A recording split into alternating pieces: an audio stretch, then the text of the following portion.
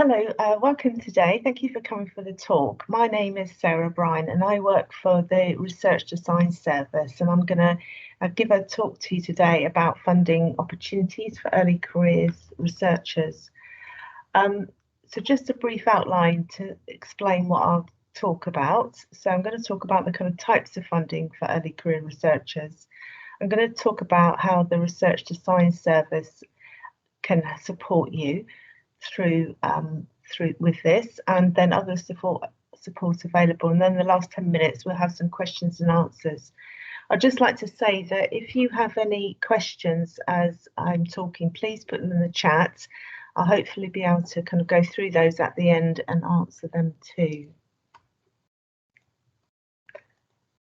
Okay, so developing a career. So I guess you're all here because you're thinking about developing a career in applied health research.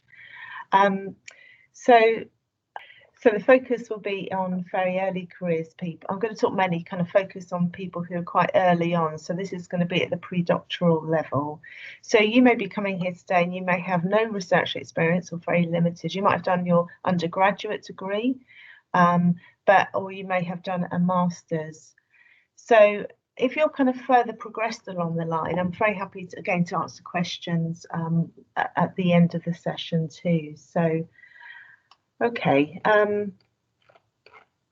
So what funding is available? So so most people come in and they have started their research career at kind of pre-doctoral levels. So you've done your first degree in a relevant subject area, and then you may then have gone into, for your kind of clinical practice, or for non-clinicians, you may have gone into other posts unrelated to research, or you may have gone into research support posts.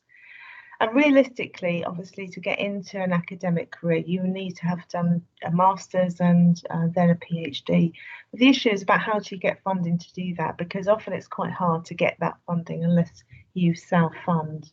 So what I want to talk to you today about is how do you get from going from where you are now into getting to apply to do a PhD.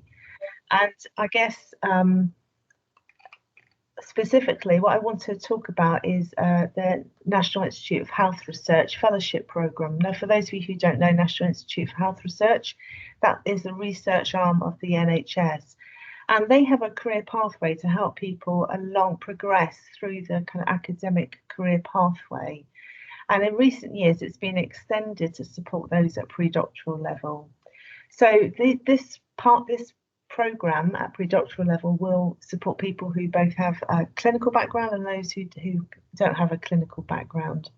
And it will fund you to do a master's if you haven't done one. And if you've done a master's, it will also fund you to do further master's level training and development, and give you time also to apply for a doctoral research fellowship application within that award.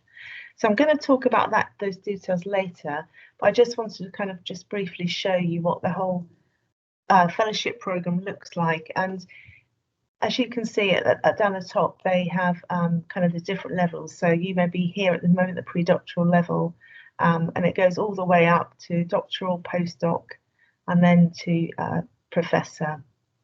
You will notice that there on the left-hand side, there's a number of kind of different funding streams, and there are 3 funding streams. So the top one, Fellowships For, that anyone, regardless of their background, can apply for.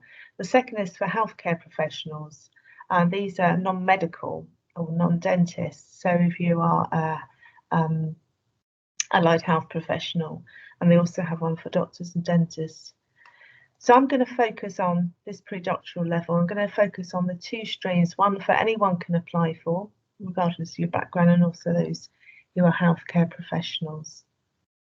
So starting out, so you are where you are in your role, but you're quite interested in doing a research career. So the first point of piece of advice I will give you is come and talk to colleagues at the Research Design Service. We help a lot of people with fellowship applications and kind of getting started out. So we can often give you some guidance and help about where you are now and what you need to do to get to the next stage.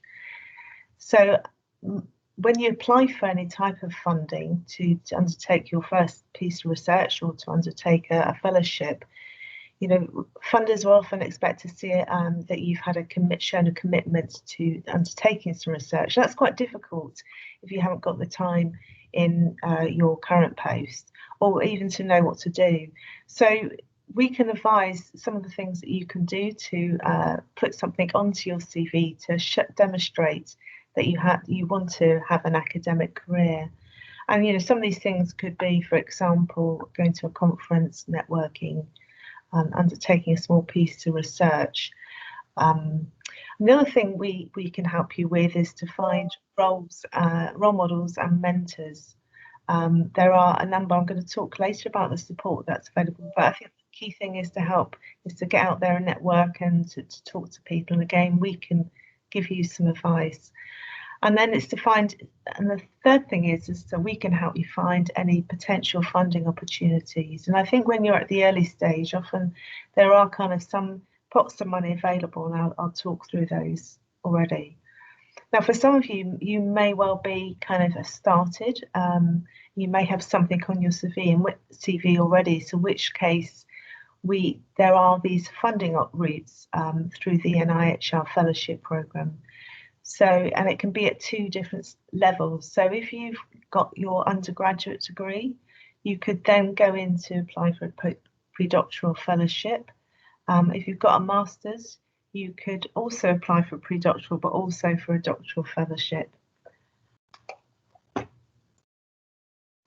So, as I said, it's looking for where the funding is to actually help give you a bit of dedicated time. And so the funding options are similar for both for people with non-clinical backgrounds as well as those for non-medical clinical backgrounds. So first of all, there are internships out there, and I understand the Trust is looking into availability of this. So Wessex Health Education England have internships with trusts to provide funding to give people paid time out of their role. The funding pot is £10,000, and that will cover your backfill and also some elements of training within that time. And the idea of these internships is to gain some experience, and that could be doing a small piece of research or some training or some public and patient involvement. People we have known people who've got kind of multiple internships to help them at several stages, so it's not necessarily a one-off either. The other internship is through the ARC Wessex, which is the Applied Research Collaboration, and they have funding internships available once a year, and therefore around 4 particular areas of research: ageing and dementia, healthy communities, long-term conditions, and workforce and health systems. So again, we can advise you about these if you come and see us. The other way to get funding is sometimes charities have very small pots of money to help you get going, and there may be also kind of trust internally or collaborations with Winchester University as well. Now, if you've got a clinical background, you could access all those pots of money, but there are some additional sources. Often your professional body will have small funding available on an annual basis for people keen to get into research. And the Wessex ARC also have some further internships for non-medical healthcare professionals too. So once you have got something on your CV, and whatever that may be, you then be eligible to apply for a pre-doctoral fellowship. So just to be clear, as I said, there's 2 of these streams, so it depends on where you're coming into. You may have,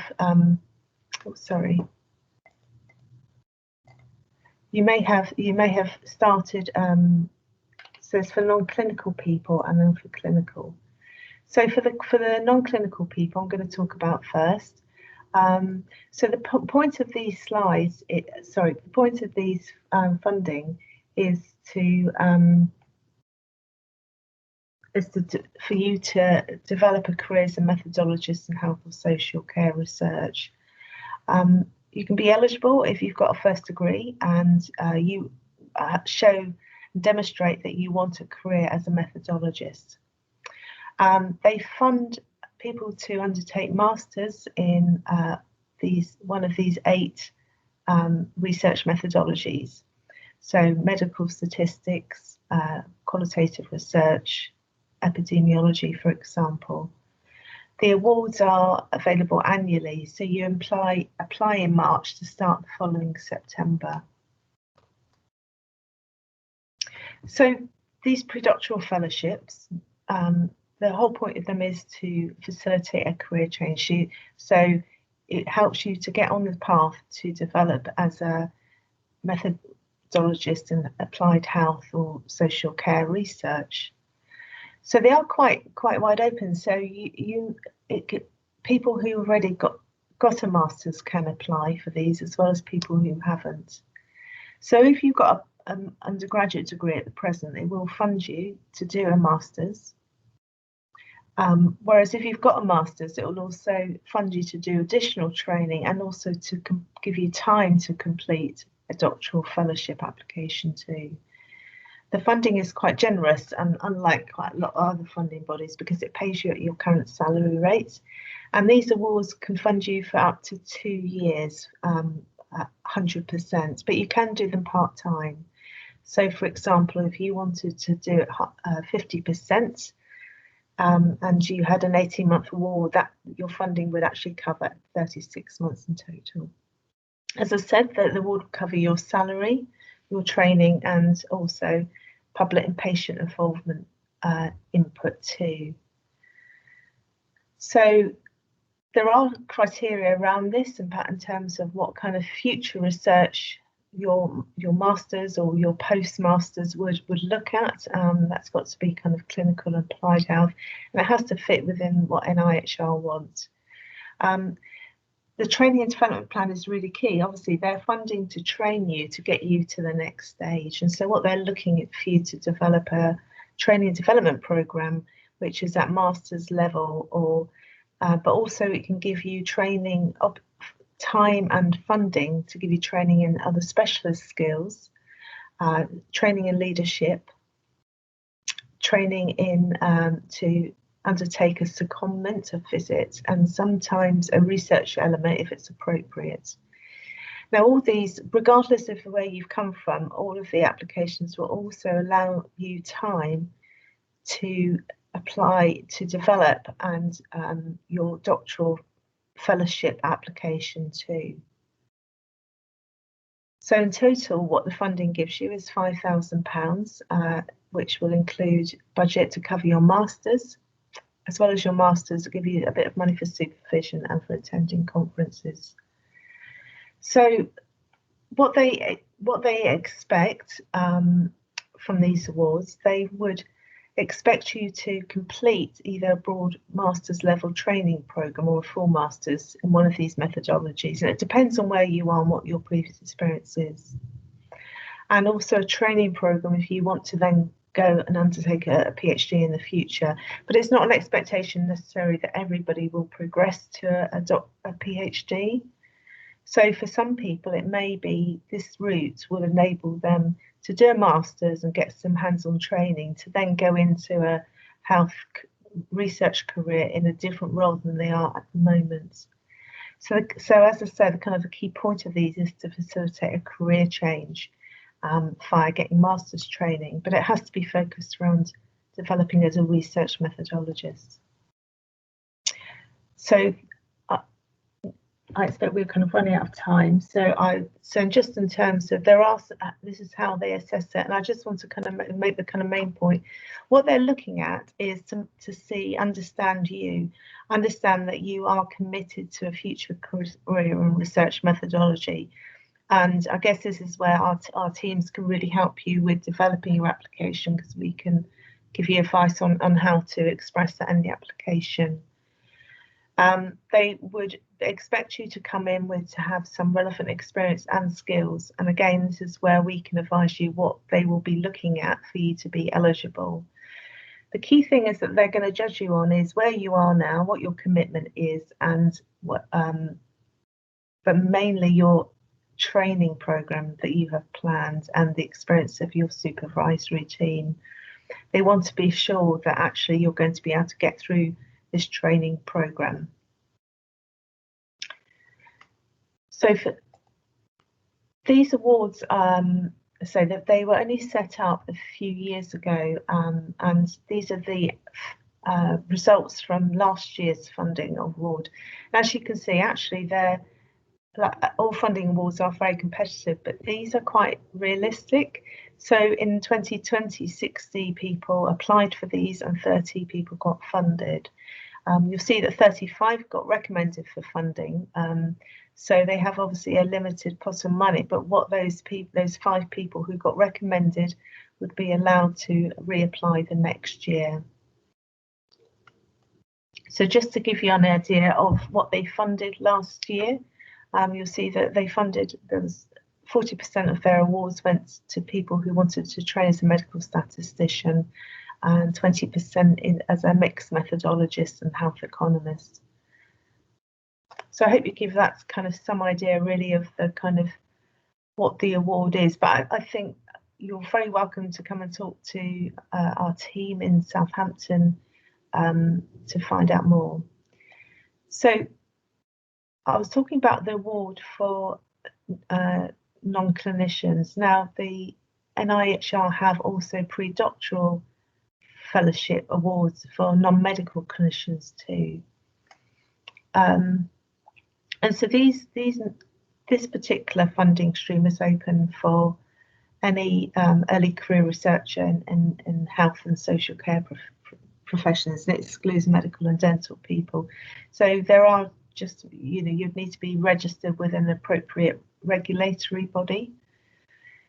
So there are 2 specific streams within this funding. So the standard one is that for someone to undertake and complete master's level training and also have time to complete and submit a doctoral fellowship application within this award.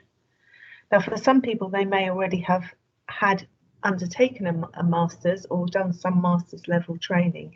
So they have a shorter award, which is called a PCAF bridge.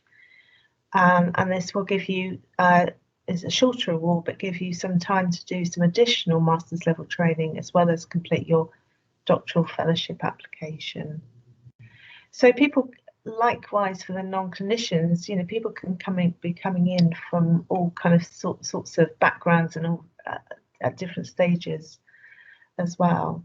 But the key thing again is that the funders want to see that you are committed to developing a career as a clinical practitioner, academic. Again, this is an annual award, so the deadline is normally around mid-March for starting later that September. And the funding similarly will fund your salary for the period duration of the award. It'll give you funding for training and development and also a little bit of training for supervision and mentoring. But additionally, it will also give you 20% of your time for clinical development. So these are the 2 awards. This is a standard award, which can, for maximum, will give you full time for 12 months, or you can do it part-time for equivalent duration of time. And the second, the PCAF bridge, this is for people who've already got some masters, got a master's or some master's training, a bit more experience, and they get less time. So there are the expectations and assessment criteria. Just briefly, they'll be looking at the training plan programme. They want to see it high quality. It has to include time to complete and submit a doctoral research fellowship application. They'll be looking at the candidates and also your environment and the host to make sure you're in the right environment and you've got the right support. There are also some other pre-doctoral fellowships for non-medical clinicians too. This is, for example, one of them, Cancer Research UK. So there are other, but as you may notice, this is kind of probably less generous. NIHR is unusual that it funds you at your current salary level. So I keep mentioning come to speak to the RDS and how. So I just want to briefly explain what we are. So we're funded by NIHR, which is the research arm of the NHS, and we're a national organisation covering 12 regions across the country, and we are ourselves research methodologists. We also experienced researchers too, so we've got experience of how to write grants, and we provide free advice on all aspects of if you're considering applying for health social care research funding. So we're based in, your local branch is based in Southampton. We also have sites in Oxford and Portsmouth. So as I mentioned, we are research methodologists. So we have expertise in health economics, stats, clinical trials, health service research, epidemiology, public health, and we also have dedicated public and patient involvement officers too. So we can help you if you come to us. We can help you in terms of if you're going to be applying for funding, or if you want to come for advice to know how you can develop your academic career. So we can help you work out, what your research is, look for funding, and for fellowship applications, we will help you review your CV. We can discuss funding options as well. If you're going to apply for fellowship application, we have examples of already funded applications which we can share with you, so you can see what a successfully funded application looks like. So we provide help across all aspects of fellowship. So whilst we are methodologists, we don't just support on this kind of science aspects. We'll help you with develop your training development plan, help you identify appropriate supervisors and mentors, and we provide review of your various drafts. There is quite a lot of other support in the region as well. So I'll just quickly go through that. So there's a new initiative set up in our region. So that's the Wessex Reach Initiative, and this is aimed to support early career researchers in the Wessex region. So they've got a virtual launch event in June, and I've left the contact details there. But as you will see, what they're helping to do is to provide training and development, support people's careers, provide mentorship, and just kind of share good practice as well.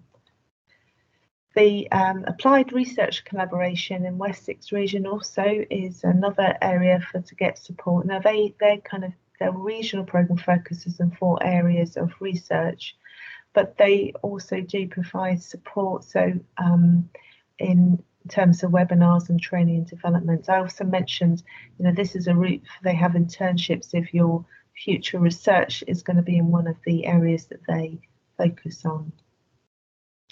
The clinical research network as well is very helpful, and that's kind of more for kind of research delivery, but they do some training, and if you've got research element in your grant, they'll provide help with costings and feasibility of recruitment.